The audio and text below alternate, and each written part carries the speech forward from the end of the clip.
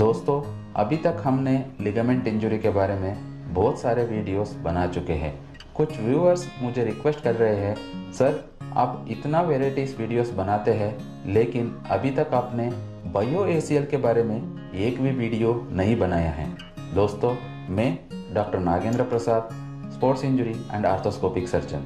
आज हम बात करेंगे बायो एसीएल सर्जरी क्या है, इसको कैसे किया जाता है और इसके फायदों के बारे में डिटेल में बात करेंगे। अंत तक हमारे साथ बने रहिए, वादा है ये वीडियो आपके लिए फायदेमंद होगा।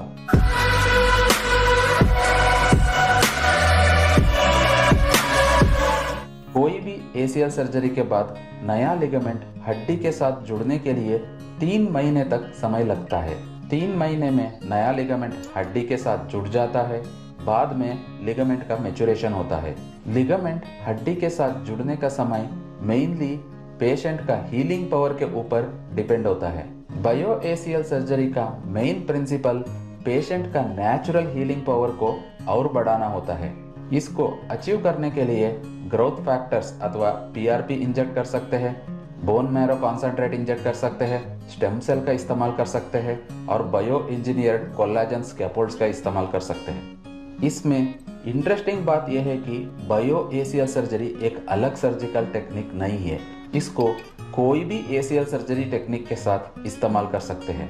कन्वेंशनल स्क्रू एसीएल सर्जरी के साथ बायो इंजीनियर्ड एजेंट्स का इस्तेमाल किया तो ये भी एक बायो एसीएल सर्जरी है। ऐसे ही all inside A C L reconstruction with fibre tape internal brace के साथ बायो एजेंट्स का इस्तेमाल किया तो इसको भी बायो एसीएल सर्जरी ही कहा जाता है। इसका मतलब यह है एसीएल सर्जरी किसी भी तरह की हो, साथ में बायो इंजीनियर्ड एजेंट अथवा आर्थोबायोलॉजिक्स का इस्तेमाल किया तो इसको बायो एसीएल सर्जरी कहा जाता है। एसीएल सर्जरी के बाद पूरी रिकवरी होने के लिए नया लिगामेंट हड्डी के साथ जुड़ना चाहिए। ये मेनली पेशेंट का नेचुरल हीलिंग पावर पर डिपेंड होता है।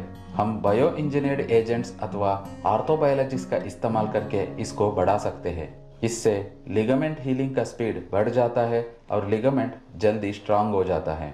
अब हम बात करेंगे बायो एसीएल सर्जरी में हम कौन कौन सी बायो एजेंट्स इस्तेमाल कर सकते हैं। पहला है प्लेटलेट रिच प्लाज्मा, जिसको पीआरपी बोलते हैं। प्लेटलेट्स खून में नेचुरली रहता है। प्लेटलेट्स के अंदर ग्रोथ फैक्टर्स होते हैं। इसमें टिश्यू हीलिंग बढ़ाने की पावर होती है। प्लेटलेट्स को खून से अलग करके एक्टिवेट करते हैं। इससे ग्रोथ फैक्टर्स रिलीज हो जाता है। बाद में पीआरपी को इंजेक्ट किया तो ये हीलिंग पावर को बढ़ाता है। दूसरा है stem cells. Stem cells naturally bone marrow में मौजूद रहता है। ये स्टेम सेल्स ऐसा चीज है, ये किसी भी तरह की सेल बनाने की क्षमता रखती है। पहले हम बोन मैरो को एस्पिरेट करके स्टेम सेल्स को अलग करते हैं। बाद में इसको लिगामेंट के अंदर इंट्रोड्यूस किया जाता है। ये स्टेम सेल्स लिगामेंट की नेचुरल हीलिंग पावर को बढ़ाता है। तीसरा है टिश्यू स्कैफोल्ड्स। ये बायो इंजीनियरिंग से बनाया हुआ मटेरियल है। इसमें मेनली कोलाजन रहता है। इसको लिगामेंट के साथ इस्तेमाल किया तो ये लिगामेंट मैच्योर होने में मदद करता है। इसके वजह से फास्टर हीलिंग देखने को मिलती है। दोस्तों, आज के वीडियो में मैंने बताया है बायो एसीएल क्या है, इसका प्रिंसिपल क्या है और कौन कौन सा बायो एजेंट्स का इस्तेमाल किया जाता है। अगले वीडियो में हम डिस्कस करेंगे कौन सा बायो एसीएल सर्जरी बेस्ट है। आप भी एसीएल इंजरी से परेशान है तो नीचे दिए हुए नंबर पर अपना एमआरआई भेजकर फ्री एक्सपर्ट ओपिनियन ले सकते हैं। धन्यवाद।